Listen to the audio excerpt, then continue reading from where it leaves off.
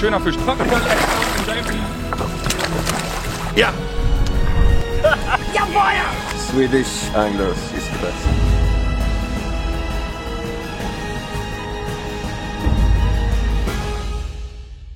Der YouTube Predator Cup 2018 wird präsentiert von Duo Germany, Angel Joe und Bass Brigade.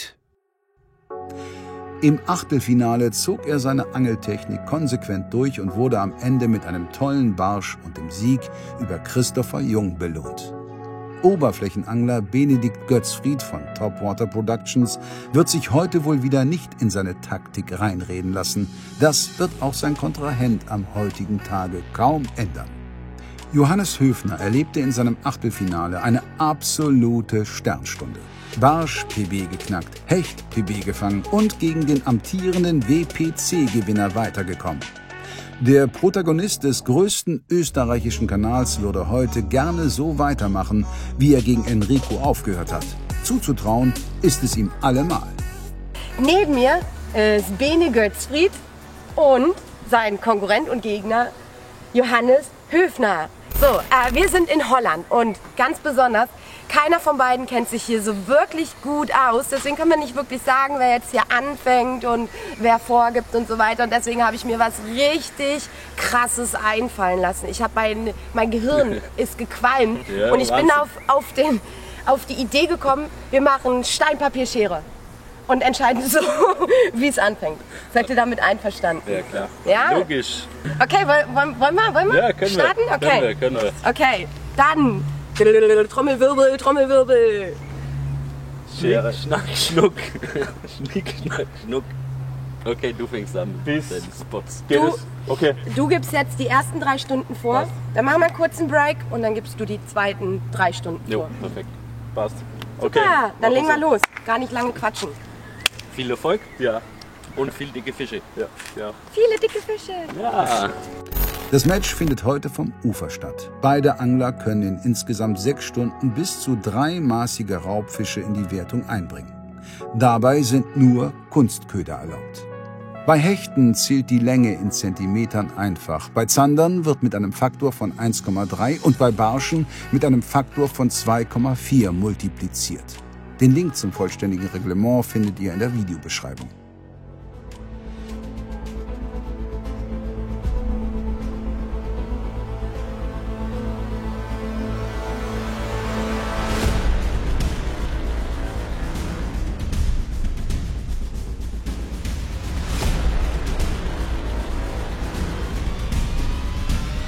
So Jungs, ich nehme die Zeit und es beginnt jetzt.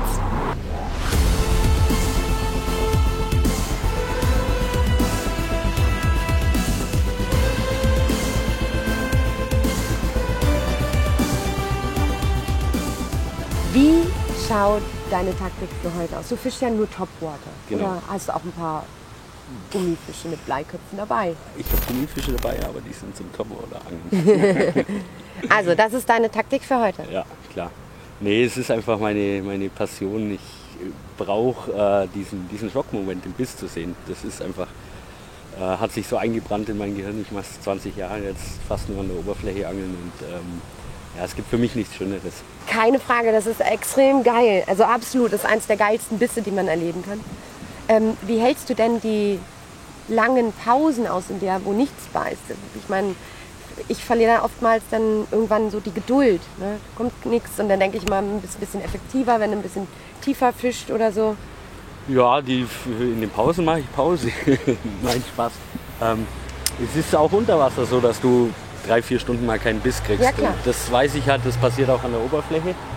Und ich weiß aber, wenn ich weiter fische, irgendwann kommt die Beißzeit. Und ich weiß, wenn ich weiter fische, dass ich zur Beißzeit den Köder dran habe wieder. Dann kann da nichts passieren. Also dann kann ich die Beißzeit nicht verpassen und ja, dann geht dann schon immer was. Also von daher, jetzt schauen wir mal, der Spot sieht eigentlich gar nicht so schlecht zum Oberflächenfischen aus. Da auf der anderen Seite haben wir auch ein bisschen Seerosen. Jetzt müssen wir da schauen. Schlägt bei Seerosen dein Herz schnell? Ja, ja. Oh, Seerosen. Ich träume von Seerosenfeldern. Also das ist schon so, ja, verankert. Alle Wasserpflanzen eigentlich. Aber irgendwie Seerosen haben es mir besonders angetan. Okay. Das ist so, ich weiß, da stehen immer Hechte drin eigentlich und dann Das ist schon so mein Favorite, sag ich mal, wenn ich es mir aussuchen dürfte. Alles klar, dann lasse ich dich mal weiter walken. Ja, genau. Mein Zielfisch ist der Barsch und Zander, aber ich benutze dennoch ein Stahlverfach, weil es kann ja jederzeit ein Hecht einsteigen. Mir ist es lieber, wenn ich einen Fisch weniger fange, weil er sich vom Stahlverfach schreckt quasi, oder weil es zu sichtbar ist, als ich verliere einen Zander oder einen Hecht, weil er die Schnur durchbeißt. Und ja, wie gesagt, ich tue ganz normal Vorleinzen mit ein paar Schlägen in der Rute. So habe ich gestern einen Zander gefangen, so bin ich auch am Haringfliet gut gefahren und so versuche ich es weiter.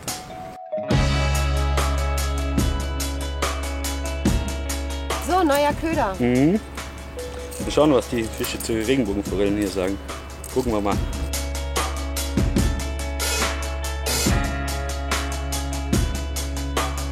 Ja, also ich habe jetzt mal auf Wobbler gewechselt.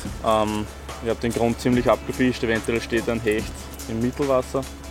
Und ja, jetzt habe ich so einen Wobbler genommen, der geht auf ca. 1,5 Meter. Eventuell ist mit denen erfolgreicher. Mal schauen.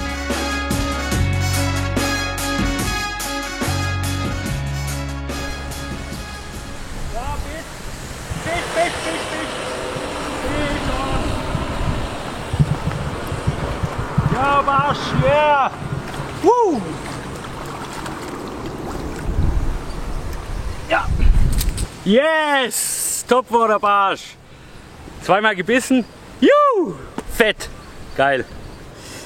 26. 26 cm geht in die Wertung ein, mein Lieber. Yes! Jawohl! Gut gemacht. Fishy Hands! Unter der Brücke. Zack, 2 Bisse. Zweiter sitzt. Barsch. Geil. Im Achtelfinale, kurz vor Schluss, heute bereits relativ früh. Bene zeigt, dass seine Oberflächenangelei auf Barsch durchaus erfolgreich ist. Ein 26er Barsch zählt mit 2,4 multipliziert genau 62,4 Punkte. Topwater Productions geht gegen JH Fishing in Führung. Bei Johannes läuft es derweil nicht optimal. Yoshi, Ja, was du- kommt gleich? bist du gekotzt jetzt? Na, gar nicht. Freust du dich? Für, dass ich abgerissen habe oder für hinten Fisch? Nein, es ist mal gut, Fisch ist da und ja, beim falschen Köder angebissen, aber gehört dazu. Ja, jetzt müssen wir mal neu binden und dann Das geht's weiter. kostet Zeit. Wir Ja. sind doch hier in der Competition. Trotzdem muss ich neu binden.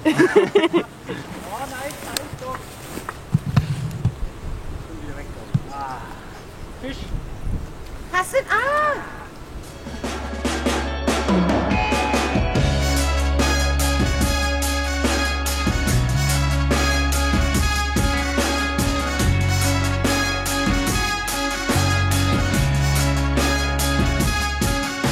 Kleiner Barsch.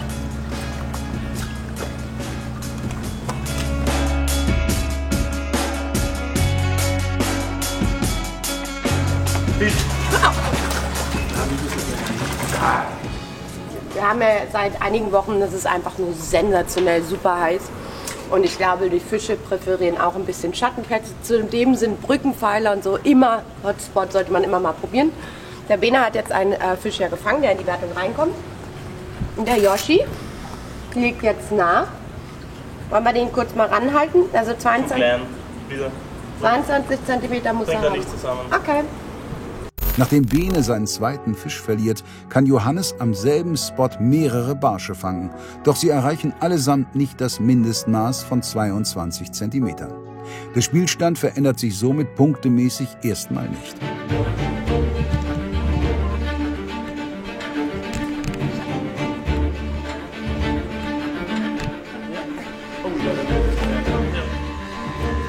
Sehr gut. Es läuft mit den Barschen. 29. 29. Ist genau an der Grenze zu 30, gell? Zum Aufrunden fast. Aber egal. Der dritte Barsch für mich, endlich ein bisschen größer, 29 cm, das passt.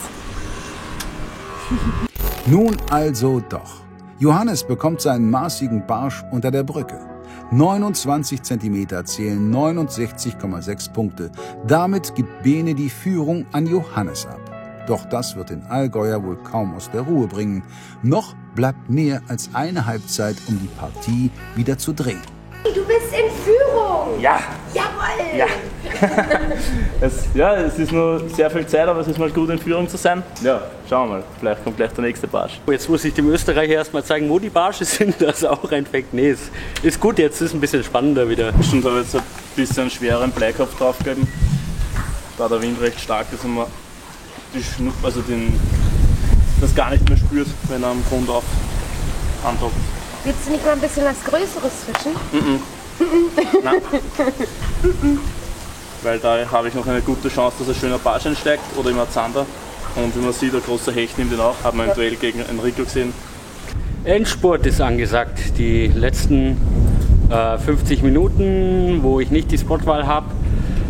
Ich muss noch ein bisschen Gas geben. Ja. Ich liege ein bisschen hinten. Es sind zwar nur 3 cm beim Barsch gewesen, aber ein bisschen ist es dann trotzdem. Ja, und ich hoffe, dass da noch mal irgendwo ein schöner Topwater-Barsch beißt. Ein bisschen größeren Köder hingemacht, weil es ein bisschen windiger geworden ist. Ein bisschen mehr Alarm, dass ich vielleicht Fische auch aus tieferen Regionen mal hochbringe. Oft so ein Faktor, wenn zu klein gefischt wird, kriegen die Fische den Köder gar nicht mit. Deshalb bin ich jetzt einfach mal ein bisschen größer gegangen und gebe mal alles hier und schau, dass noch ein schöner Barsch bei rauskommt.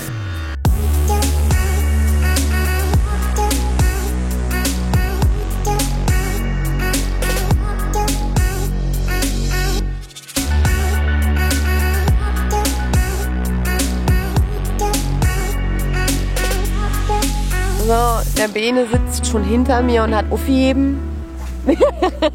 Der sagt, weil ich guck dir zu, wie du nix fängst zum Yoshi. Ja, ganz ehrlich. Nee, ich bin durch mit dem Spot. Der hat mir unter der Brücke einen schönen Fisch gebracht. Hätte nochmal die Chance auf nochmal 1 oder 2 gehabt. Wo ist denn der Tiger in dir? Den müssen wir nachher nochmal raus. Der kommt noch. Sobald es beißt, kommt der. So, du wirst es schon sehen. Aber Yoshi ist der letzte Wurf. Du kannst ihn noch ausführen. Und dann ist deine Vorgebenszeit zu Ende. Dann bestimmt der Bene. Halbzeit. Mit einem Vorsprung von 7,2 Punkten geht JH Fishing in die Pause. Welche Spots Bene in der zweiten Halbzeit ansteuern wird, um die Begegnung zu seinen Gunsten zu wenden, seht ihr nach einer kurzen Werbeunterbrechung. Dir gefällt der YouTube Predator Cup und du möchtest die Produktion der zweiten Staffel unterstützen? Ganz einfach. Ob Rute, Rolle, Köder oder Jighaken. Mit jedem Kauf auf hecht- und barsch.de hilfst du uns bei diesem Projekt.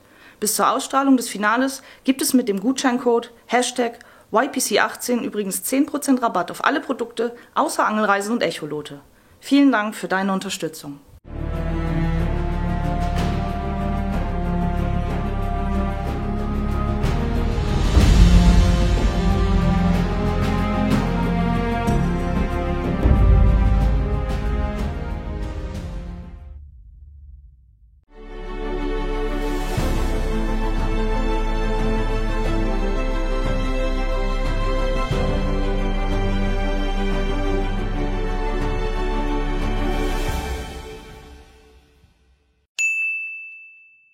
So, wir sind auf dem Weg nach Helfwitz-Luis.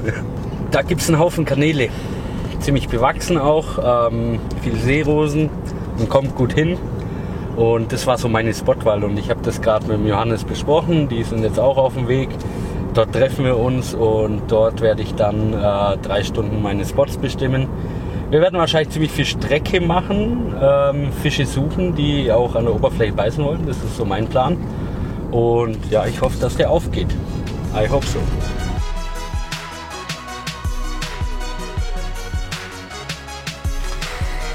So, voller Elan. Bitte schön, meine Herren.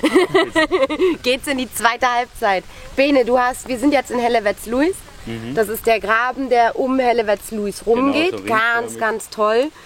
Wir sind jetzt hier und jetzt hat Bene hier das Machtwort. Jetzt habe ich das Machtwort. Jetzt schauen wir mal. Machen wir ein bisschen Strecke. Spots nur kurz befischen und dann weiter. Alles klar. Dann würde ich sagen, nicht lang schnacken, sondern anfangen. Ich habe die Zeit gestoppt. Dann geht's jetzt los.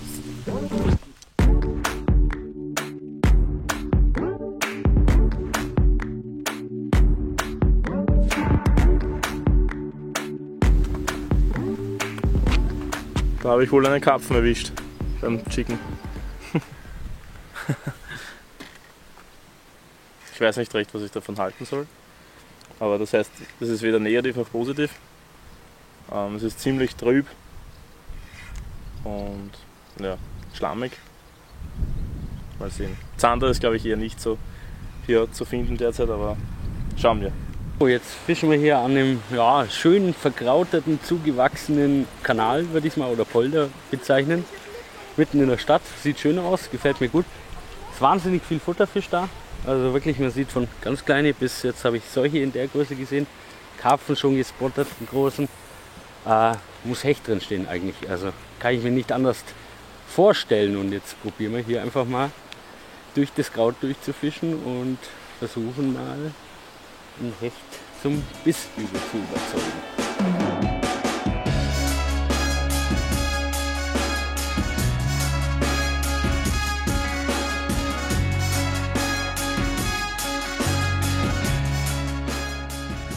Während Bene voller Elan seine Topwater-Lures über das Kraut und die Seerosen zupft, scheint Johannes den Stellen eher mit Skepsis zu begegnen. Na Yoshi, so richtig zufrieden bist du aber nicht mit der Gewässerwahl, oder? Na, nicht so recht. Ich meine, schaut schon gut aus, aber... Du glaubst, es ist leer. Ist nichts drin, in dem Tümpel. Es ist auf jeden Fall schwierig da. Vor allem ist es sehr heiß und so. Und ganz Maifischerei ist das da nicht. Mhm. Aber so ist der Deal. Eben, ne? Ich habe jetzt ihm gesagt, es sind deine 3 Stunden, ob es mich ärgert oder nicht, das ist egal. Das ist nicht sein Problem. Ne? Naja, okay, aber noch führst du ja. Kannst ja ein bisschen zurücklehnen. Ja, genau. Immerhin 3 cm, also 7, irgendwas Punkte. Also sehr großer Abstand.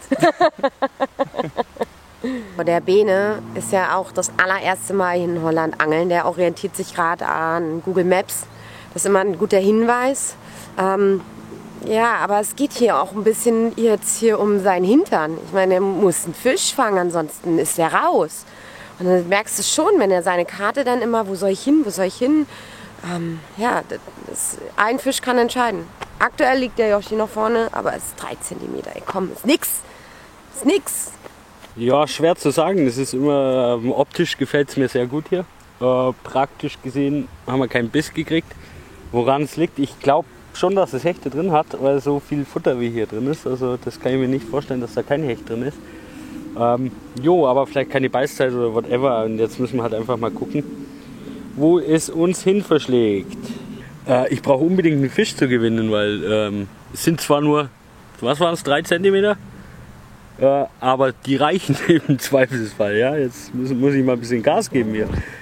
Benes Suche nach einem fischreichen Spot führt die beiden an kleine Gräben, breitere Polder und sogar an einen Waldsee. Doch leider will sich bislang nirgends ein Fisch erbarmen. So kommt es, dass sich die beiden Kontrahenten zum Ende der Partie an einer altbekannten Stelle Ich muss mal tief durchatmen. Mir die Füße qualmen. Es ist so... Wir sind ja nach Hellewetzluis gefahren, weil der Bene da ein paar Stellen gehört hatte, dass man das ein bisschen probieren kann. Da sind wir auch überall hingefahren. Wir haben ganz tolle Gräben gesehen, viel mit Seerosen, mit Kraut. Zum Topwater-Angeln ist das alles sensationell. Das sah auch alles sehr vielversprechend aus. Allerdings hat sich da halt einfach kein Fisch gezeigt. So, dann hat er ja die Google Maps genommen und immer weiter gesucht. Also wir haben diese ganze Region, haben wir so nahezu jeden Tümpel einmal angefahren und haben da ein paar Würfe gemacht. Der Bene kann das ja relativ schnell entscheiden, ob das denn dann gut ist oder nicht. Und so sind wir denn dann im Prinzip fast durch ganz Holland durchgefahren, übertriebenermaßen. Und jetzt sind wir wieder hier.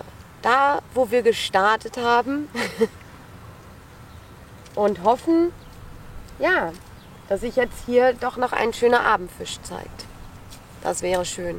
Denn es ist immer noch so 3 cm, also 3 Barsch-Zentimeter liegen zwischen den beiden Jungs. Und es ist nach wie vor noch nichts wirklich entschieden.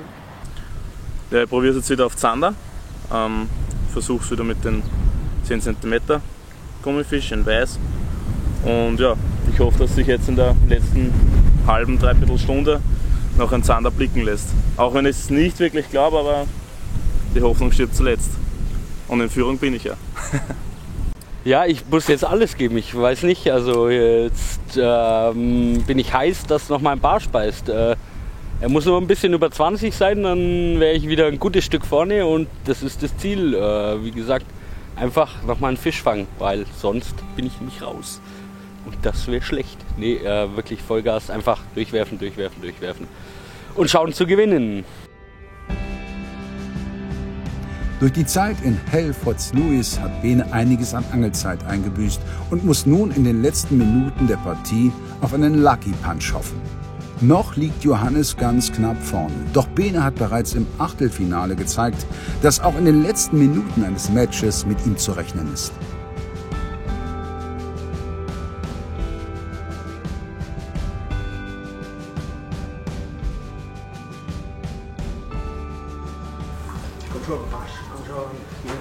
Lecker. Oh, war nur ein Stock.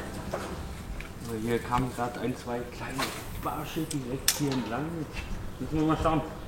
Vielleicht den, die da auch in Brücken schaffen. Einfach alles probieren. Vollgas durchziehen.